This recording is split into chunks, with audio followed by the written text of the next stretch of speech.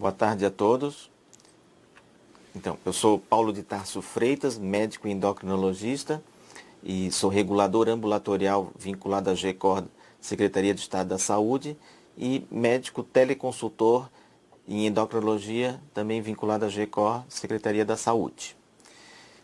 Um dos anseios que eu percebi nesse 1 ano e pouco de teleconsultoria que eu venho realizando é que os médicos têm um pouco de dificuldade na insulinização do paciente diabético. E quando insulinizar, como insulinizar, como iniciar essa insulinização. Então, esse vai ser o tema principal dessa palestra e eu vou passar um esquema bem prático, de fácil acesso, para que as pessoas consigam, os médicos consigam implantar com bastante facilidade esse esquema de insulinização na sua prática diária. Primeiro eu vou passar um panorama geral do diabetes e depois eu vou entrar especificamente no tema da insulinização. O diabetes é uma epidemia mundial. Os hábitos ruins da população, muito alimento gorduroso, as pessoas estão ingerindo muito carboidrato e as pessoas estão mais sedentárias e obesas, tudo isso está levando ao aumento da prevalência de diabetes. Nos últimos 10 anos, aumentou a prevalência em 61% de diabéticos, segundo o Ministério da Saúde. Dados mais recentes da Federação Internacional de Diabetes, publicados agora em 2017, ela constatou que o Brasil tem 12 milhões e meio de diabéticos adultos, correspondendo a 8,7% da população. Cerca de metade desses pacientes não sabem que tem a doença. Então, isso é importante que ocorram campanhas no sistema público, através de glicemia capilar, realização de exames para que mais diabéticos sejam diagnosticados. A prevalência de diabetes fora da meta de tratamento é assustador, em torno de 73%. Então, de 3 a cada 4 diabéticos não estão com o seu diabetes controlado. Pelo menos 70% dos pacientes diabéticos não são acompanhados pelo endocrinologista. Então, por isso que é importante capacitar esse profissional da unidade básica da saúde a tratar o diabetes, porque o número de endocrinologistas no Brasil beira em torno de 5 mil profissionais. E olha a população que nós temos de diabéticos. Então, não comporta toda essa população ser atendida por um especialista endocrinologista. Então, é importante que o médico, o clínico geral, seja capacitado para tratar adequadamente esse paciente. Manter o diabetes e as comorbidades controladas reduzem o risco de complicações micro e macrovasculares. E a necessidade de prescrição de insulina, combinada ou não com hipoglicemiantes orais, aumenta progressivamente à medida que se prolonga o tempo da doença. A introdução de insulina é frequentemente protelada por muitos anos além do ponto em que sua indicação já estaria estabelecida, seja por inércia terapêutica dos médicos, que demorando para iniciar a insulinização, ou por aversão ao ganho de peso, risco que o paciente tenha hipoglicemia, o próprio paciente recusar a insulina com medo da hipoglicemia. E os pacientes também recusam porque não querem uma medicação injetável, eles tentam protelar ao máximo, pedir para o médico que não prescrever insulina naquele momento, que ele vai tentar caprichar, mas a gente sabe que isso na maioria das vezes não funciona. E esse retardo na prescrição de insulina, quando ela está devidamente indicada, expõe o paciente às consequências micro e macrovasculares decorrentes do mau controle metabólico. Então, é importante que o clínico geral na unidade básica de saúde, quando detectar que o paciente não está controlado, não está com a hemoglobina dentro da meta glicada, ele já está usando metformina, já está usando uma sulfonilureia, que é o que tem disponível no SUS, hemoglobina glicada alta, que ele convença esse paciente a iniciar a insulinoterapia o quanto antes. Porque se ele retardar 3, 6 meses, 1 ano, 2 anos, isso pode gerar complicações e o paciente tem que saber disso. E esse é um estudo com 80 mil pacientes diabéticos e nesse estudo foi visto quanto tempo leva essa inércia terapêutica para o médico tomar uma atitude para mudar o tratamento. Os guidelines, a maioria dos consensos, eles recomendam que quando a hemoglobina glicada está fora da meta, maior ou igual a 7, em pacientes mais jovens, e em idosos, maior ou igual a 8, que se ele tiver de 1 a 3 meses já fora da meta, que haja uma atitude do médico para modificar o tratamento, intensificar o tratamento. Então, no mundo real, o tempo médio de uma adição de um segundo antidiabético, quando a hemoglobina glicada está elevada, chega a quase 3 anos. Então, o paciente fica com 3 anos com a hemoglobina glicada elevada, em média, sem sofrer mudança no seu tratamento. E para a adição de um terceiro antidiabético oral, que no SUS não está disponível, só temos 2, mas em geral um terceiro antidiabético oral leva 7 anos para ser introduzido. Então é muito tempo e por isso que gerando tantas complicações micro e macrovasculares. A doença cardiovascular ainda é a principal causa de morte no diabético. 52 a 80% das mortes são por doença cardiovascular. A doença renal representa 10 a 20% e a cerebrovascular em torno de 15%. E como é que é essa evolução do indivíduo do normal para o diabetes? Essa evolução ocorre durante um tempo longo, aproximadamente 10 anos ou até um pouco mais, que o indivíduo vai adquirindo por exemplo, principalmente associada à obesidade, uma resistência à insulina, e que ela vai aumentando, e na fase de intolerância à glicose, então devido a pré-diabético, ele tem uma secreção de insulina aumentada. Isso para vencer essa resistência, para ele tentar, o pâncreas fabrica mais insulina para vencer essa resistência da ação da insulina. Só que chega uma hora que o pâncreas não suporta mais isso. Que nem um motor trabalhando em alta rotação, o pâncreas não suporta mais. E aí quando o pâncreas começa a deixar de produzir insulina e começa a entrar em falência, aí a glicose aumenta para níveis maiores ou igual a 126, ou pós-prandial maior ou igual a 200, já caracterizando então um quadro de diabetes. Então,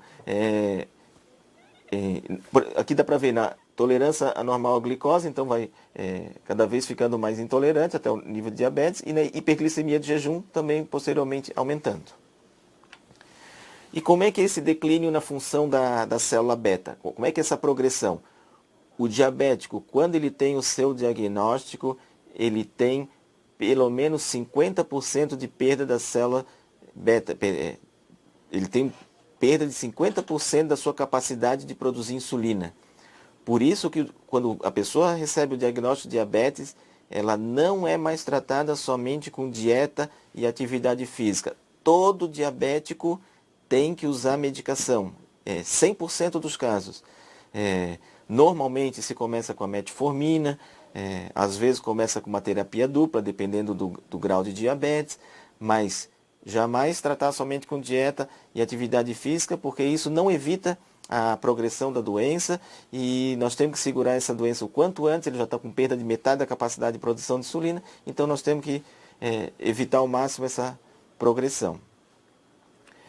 E qual é a meta para o controle do diabetes?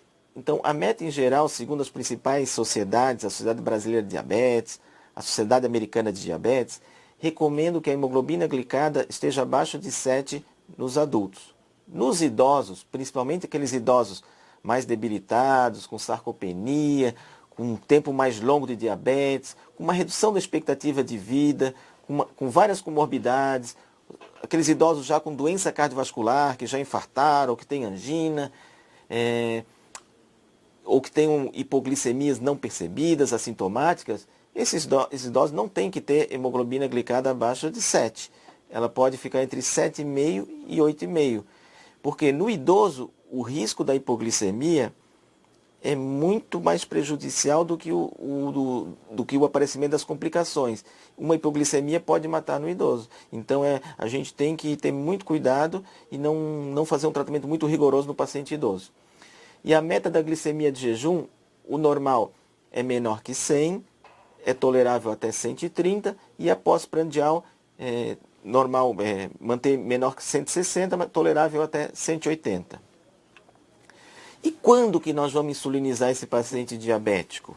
Então, a insulinização pode ocorrer em qualquer momento do tratamento. Pode ser no diagnóstico, quando o paciente está com alto grau de descompensação, o paciente pode ser diagnosticado com poliúria, polidípsia, polifagia, emagrecido, com uma glicose de 500, 450, a gente não vai começar uma terapia oral. Nessa situação tem que insulinizar e muitas vezes o paciente está com uma situação chamada glicotoxicidade, que é a glicose alta no sangue bloqueia a produção de insulina pelo pâncreas. E aí, quando a gente começa a insulinizar, aí a glicose vai baixando, a necessidade de insulina vai diminuindo e o pâncreas vai recuperando, e aí a gente pode introduzir uma medicação oral e suspender a insulina.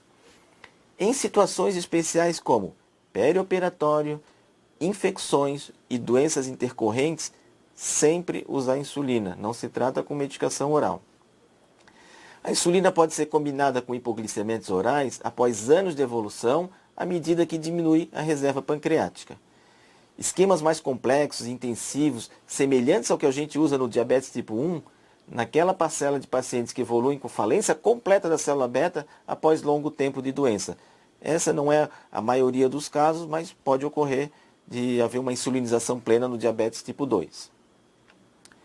E eu vou usar aqui dois termos que identificam dois tipos de insulina, porque mais para frente eu vou citar esses termos e aí fica mais fácil de entender. Nós temos a insulina basal, que é uma insulina que cobre as necessidades do organismo entre as refeições e durante a noite. É uma insulina de ação lenta ou intermediária. Então é uma insulina que a gente usa muito para corrigir a glicemia de jejum. Exemplo, a insulina NPH, a glargina, detemira e degludeca. Essas três ainda só disponíveis fora do sistema público, mas são insulinas consideradas basais. A insulina bolos são insulinas que servem para corrigir as refeições, possuem uma ação mais rápida, evitar uma hiperglicemia pós-prandial, então relacionada à refeição. E ela é aplicada então antes da refeição. Os exemplos são a insulina regular, disponível no posto de saúde, a insulina asparte, glulisina e lispro, não disponíveis no Sistema Único de Saúde. E qual é a dificuldade de manejar o diabetes na unidade básica de saúde? Uma das dificuldades é que a gente tem poucas opções de antidiabéticos orais disponíveis no SUS. Nós temos apenas a metformina e a sulfonilureia. A sulfonilureia, que seria a glibenclamida e a gliclazida, sendo o mais comum que a gente vê é a glibenclamida presente no SUS. As opções de inibidor da DPP-4, inibidor da SGLT2, que são outras medicações que surgiram para o tratamento de diabetes tipo 2, ainda não disponíveis no Sistema Único de Saúde. As moléculas análogas modificadas, que seriam os análogos, são insulinas que têm a sequência de aminoácidos modificada para alterar a farmacocinética, para alterar o tempo de duração, que pode ser tanto mais curto quanto mais longo. Esses análogos, tanto de curta ação quanto de longa ação, eles possuem uma absorção bem mais estável, mais previsível, é mais reprodutível, é uma ação mais previsível e ela facilita a obtenção de metas glicêmicas e reduzindo a incidência de hipoglicemias, principalmente aquela hipoglicemia noturna. Mas, infelizmente, os análogos ainda não estão disponíveis no SUS.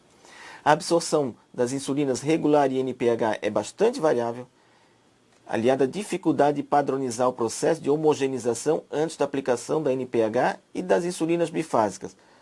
Eu gostaria de enfatizar que para usar uma insulina NPH, a pessoa tem que homogeneizar 20 vezes para ter uma garantia da absorção, do tempo de ação, para ficar mais estável. Homogeneizar 20 vezes. Eu acho que assim é difícil a gente encontrar assim, pacientes que homogeneizam 20 vezes. E as canetas para aplicação de insulina que facilitam sua utilização pelo paciente não estão ainda disponíveis no SUS. Isso aí facilita bastante entre usar a caneta e usar a seringa. Normalmente os pacientes preferem quando usa a caneta. Aqui é para ilustrar a variabilidade inter e intraindividual da insulina NPH. Eu vou citar o exemplo ali dos indivíduo 4 ali no primeiro gráfico. Então, mostrando que a insulina NPH ela pode ter um pico num determinado valor ali e e ter uma curva diferente em outro dia. Então é uma ação muito variável. Às vezes ela pode fazer um pico 4 horas depois, pode fazer 5 horas depois. Depende de... Ela é muito variável. E as preparações, quais são as preparações então insulínicas disponíveis e como é que é a farmacocinética delas? Então, nós temos as insulinas ultra rápidas. Então, como eu já citei, a Pidral-Malog e Novorapid, que seriam as insulinas Glulisina, Lispro e Asparte. O início de ação delas é em 10 a 15 minutos, ela faz o pico em 1 a 2 horas e ela tem uma duração de 3 a 5 horas. Então, são insulinas que podem ser injetáveis imediatamente antes das refeições. Nós temos a insulina regular, que é uma insulina rápida. Ela começa a agir em 30 minutos, faz o pico em 2 a 3 horas e tem um tempo de duração em 6 horas e pouco. A insulina regular, então, ela deve ser administrada entre 30 e 40 minutos antes da refeição. E eu percebo assim, na prática clínica que muita gente não respeita esse tempo, aplica a regular logo antes da refeição e isso acaba dificultando que faça a cobertura do período pós-prandial e submete o indivíduo a um risco maior de hipoglicemia 3, 4 horas depois da refeição. De insulina basal NPH, ela começa a agir em 1 a 3 horas, ela tem um pico entre 5 e 8 horas e ela pode agir em até 18 horas. Os análogos são a glargina, detemir e degludeca, cujo nome são Lantus, Levemir e Tresiba. Elas têm um início de ação entre 1 e 4 horas. Normalmente elas têm um pico atenuado ou não tem pico. A degludeca é que tem que tem mais estabilidade. E elas têm uma duração de 24 horas em geral. A degludeca tem uma duração de até 42 horas, mas isso permite que elas sejam aplicadas numa única dose diária. E temos as pré-misturadas, que ela pode ser utilizada no diabetes tipo 2, para facilitar que o paciente aplique as duas insulinas, NPH e regular, de uma vez só.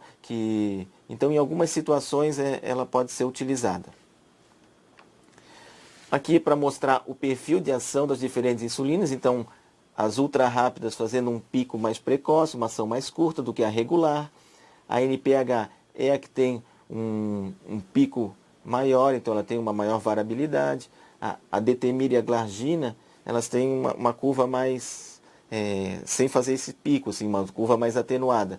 E a Tresiba, que é a degludeca, não está nesse gráfico, mas ela tem uma variabilidade menor ainda do que a detemir e a glargina. O que são os biosimilares de insulina?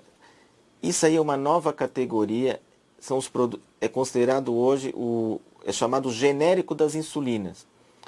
Só que eles recebem o nome de biosimilar porque o processo de síntese é elaborado, altamente tecnológico e até detalhes do invase são determinantes de sua atividade farmacêutica e imunogenicidade.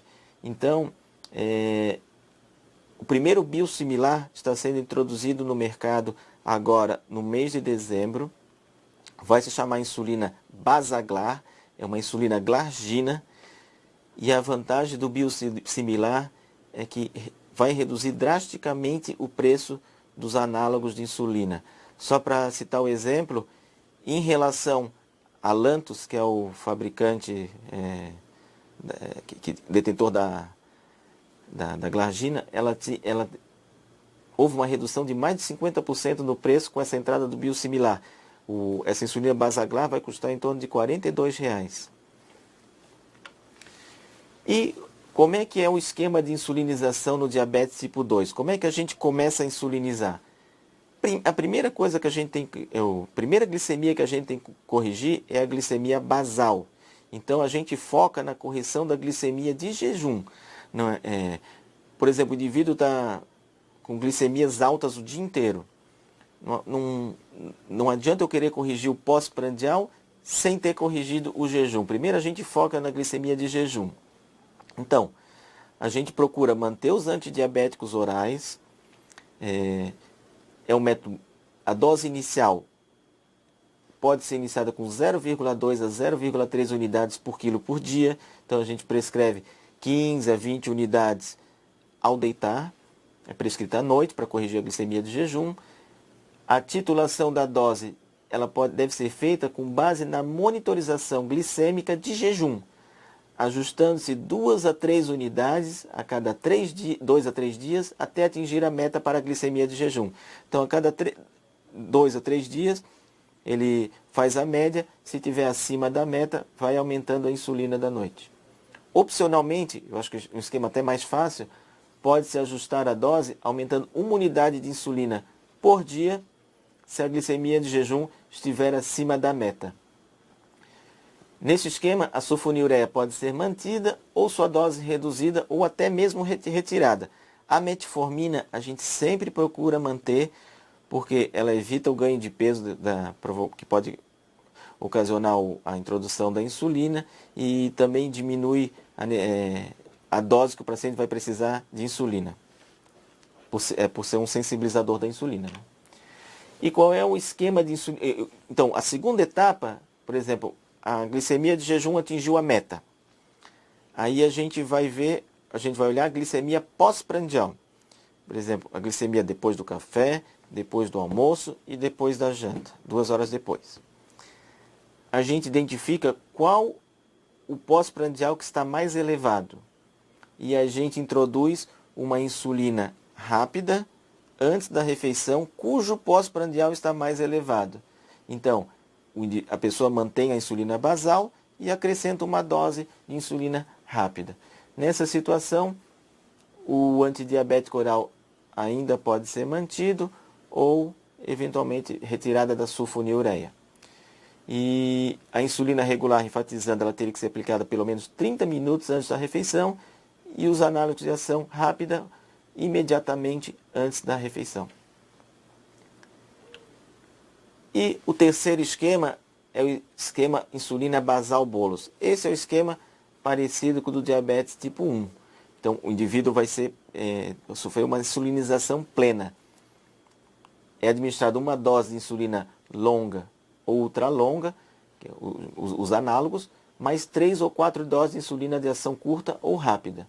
Ou 2 a 3 doses de NPH, no lugar do análogo de ação longa, ou 3 doses por dia da pré-mistura, 70-30 ou 75-25, às refeições. Aqui eu vou ilustrar então um esquema prático, simplificado de insulinização para implantação por clínicos não endocrinologistas. Então, primeira etapa, dose única diária de insulina NPH ou análogo de ação longa. Dose inicial, como eu disse, pode ser pelo cálculo do peso, 0,2 unidades por quilo de peso, ou começar com 10 unidades. Pacientes magros, geralmente a gente começa com 10 unidades, uma dose mais baixa. Se o paciente é mais gordinho, pode calcular 0,2 unidades por quilo de peso, porque começar com uma dose de 10 unidades é muito baixa para esse indivíduo. A correção da dose, aumentar 1 unidade por dia até a glicemia atingir ao redor de 100, ou 2 unidades se a média de glicemia de 3 dias não for atingida. E aqui eu quis destacar que essa correção ela pode ser realizada pelo próprio paciente. Então o paciente vai medir a glicemia de jejum, está fora da meta, ele mesmo vai aumentar a dose para atingir o objetivo. Claro que se o paciente tiver um déficit cognitivo, for um paciente mais dependente para os autocuidados, aí pode ser que tenha a ajuda de outros profissionais ou do próprio médico para fazer esse ajuste. Mas em geral a gente ensina o paciente a fazer esse ajuste. Ou pedir para a equipe ensinar o paciente a fazer esse ajuste. A etapa 2 é administrar 2 doses de insulina NPH, então começa com NPH à noite, corrigiu de manhã, verifica o final da tarde, se estiver alto, aí pode dar uma NPH também de manhã. Esse esquema, eu acho assim, muito simples, assim, um esquema bem prático e que pode ser utilizado como colinha pelo pessoal da Unidade Básica de Saúde, que é um esquema assim, que ensina de uma maneira prática e está disponível. Isso aqui pertence à Associação Americana de Endocrinologista Clínico, AACE, E esse algoritmo está disponível então, na internet, pode ser baixado e servir para consulta. Então, ele propõe assim, hemoglobina glicada está menor que 8, começa com 0,1 a 0,2 unidades por quilo. Está maior que 8, 0,2 a 0,3 unidades por quilo. E ele propõe uma titulação, então, a cada 2 a 3 dias para atingir o alvo. Pode ser utilizado um regime fixo, então aumentar 2 unidades a cada 2, 3 dias, ou um regime flexível. Por exemplo, iniciou a insulina à noite, glicemia, a média da glicemia de 2, 3 dias está maior que 180, você aumenta 20% da dose de insulina basal que você está usando. Se está entre 140 e 180, aumenta 10%. Se está em 110 e 139, aumenta 1 unidade. Se tiver hipoglicemia, aí tem que baixar a dose. Menor que 70, baixa 10 a 20%. Está menor que 40, baixa 20 a 40%. Considerar descontinuar ou reduzir a sulfonilureia após iniciar a insulina basal. Não existe um consenso aqui entre manter ou não a sulfonilureia, que alguns estudos mostraram que houve mais hipoglicemia mantendo a sulfonilureia, mas outros estudos não mostraram isso, então fica uma opção manter ou tirar a sulfonilureia. Tá, não controlou o basal está controlado, aí a gente vai focar, adiciona uma insulina prandial, que é uma insulina das refeições.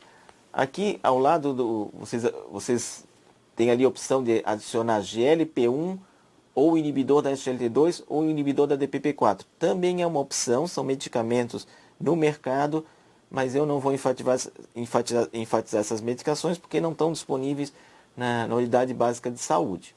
Então, vamos focar. Adicione insulina prandial. É o basal plus 1, 2 e 3. Então, começa com o basal e uma dose de insulina rápida ou ultra rápida por dia. E a correção começa com e qual a dose de rápida que nós vamos começar? A gente calcula 10% da insulina basal, da dose da basal que ele vem usando, ou pode começar com 5 unidades. E como é que a gente faz esse ajuste?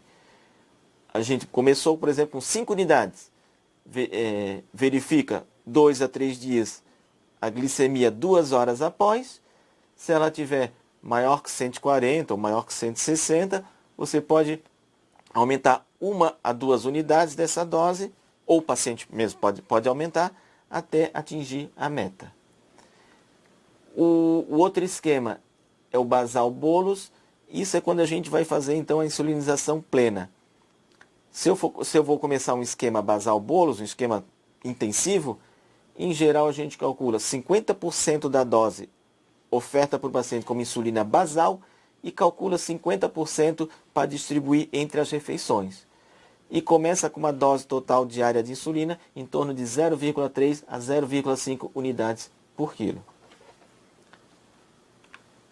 E agora concluindo, então, o diabético que esteja usando 2 ou 3 agentes hipoglicemiantes orais e não estiver com a hemoglobina glicada na meta, a introdução da insulina deve ser instituída imediatamente. O retardo na prescrição da insulina pode levar ao surgimento de complicações micro e macrovasculares relacionadas ao diabetes. A capacitação na prescrição de insulina pelo médico da unidade básica de saúde é fundamental para o Brasil aumentar o número de diabéticos com bom controle metabólico, visto que cerca de 70% dos nossos diabéticos não são tratados pelo especialista. Então, eu agradeço a todos e deixo o meu e-mail à disposição também para alguém que queira tirar uma dúvida e também vou colocar aqui, disponibilizar para perguntas e respostas.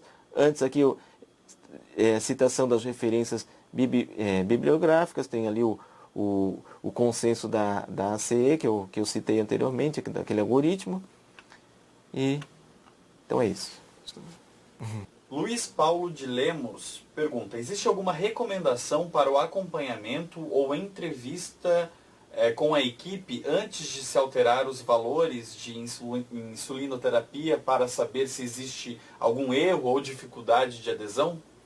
Eu acho importantíssimo porque ao prescrever uma insulina, especialmente a NPH, que a equipe supervisione, oriente, vê se ele está aplicando corretamente, explicar essa homogeneização para o paciente fazer 20 vezes, que isso faz diferença, já tem estudo mostrando que faz diferença, orientando a questão de troca de seringa. É comum a gente ver assim, paciente usando a mesma seringa o mês inteiro, aplicando exatamente no mesmo local toda vez, isso causa lipodistrofia.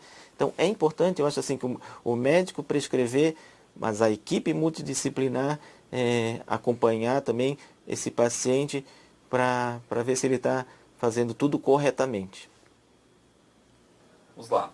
A Rosângela Pavan Salvaró, pergunta. Quanto à alimentação, para melhor controle nos níveis de glicemia, seria recomendado trabalhar com contagem de carboidratos? Uma vez que ao iniciar o acompanhamento com o nutricionista, muitos pacientes apresentam episódios de hipoglicemia. Uma ótima pergunta. A contagem de carboidratos, ela deve ser realizada para todo paciente diabético tipo 1, aquele que tem insulinização plena, porque isso vai fazer diferença de acordo com a quantidade de carboidratos ingeridas na dose de insulina. No tipo 2, se ele está usando antidiabético oral e só uma insulina basal, por exemplo, a contagem de carboidratos não vai ser... A gente não costuma orientar a contagem de carboidratos, a gente orienta a questão de manter uns hábitos alimentares saudáveis, mas normalmente não é necessário contagem de carboidratos. No indivíduo que está fazendo insulinização plena, basal, 3 doses de insulina, a contagem de carboidratos vai ajudar muito. Então, é uma opção para um indivíduo que está fazendo insulinização plena, é o que eu recomendo. Então, o pessoal de União do Oeste perguntou, para fazer ajuste de dose, pode ser a glicemia capilar? Sim, ajuste de dose, sempre utilizar a glicemia capilar. A gente não precisa se basear na glicemia plasmática do laboratório, aquela glicemia de ponta de dedo mesmo. Rosângela Pavan ali, ainda quanto à alimentação, no acompanhamento com um nutricionista, muitos pacientes apresentam episódios de hipoglicemia após adesão ao tratamento nutricional. Como fica a questão do ajuste das doses de insulina? Então, também uma ótima pergunta. Então, o acompanhamento nutricional é imprescindível, eu acho importantíssimo. A partir do momento que aderiu à nutrição, eu recomendo, se ele começou a ter hipoglicemia, fazer uma redução inicial de 20% da dose de insulina diária e ir ajustando. Se continuar tendo hipoglicemia, reduz mais. Se ela subir um pouco, aumenta um pouco. Mas reduzir em torno de 20% da dose diária de insulina é um número adequado. A UBS União do Oeste, com relação a seringas para aplicação, pode reutilizar a seringa trocando apenas a agulha? Não é o recomendado. Porque, por exemplo, vamos dizer que o indivíduo aplica uma insulina NPH. Essa insulina ela tem protamina. E aí, vamos dizer, no dia seguinte, ele utiliza essa insulina e aplica e coloca a insulina regular. Pode haver uma protaminação da insulina regular e ela perder a sua eficácia como insulina rápida. Então, assim, a gente recomenda não reutilizar a seringa, que descarta a seringa junto com a agulha. Eu agradeço a todos vocês que assistiram essa apresentação. Espero que tenham gostado e que possam aplicar na sua prática do dia a dia essa insulinização, que a gente sabe que no Sistema Único de Saúde é difícil o paciente ter acesso ao especialista, às vezes ele é inserido no sistema, leva 3 meses, 6 meses, 1 ano e não consegue a consulta. Espero, assim, ter ajudado para que esses pacientes consigam ficar mais controlados na unidade básica da saúde, que o médico consiga prescrever além da metformina e glibenclamida e, com isso, reduzindo o risco de complicações micro e macrovasculares. Muito obrigado.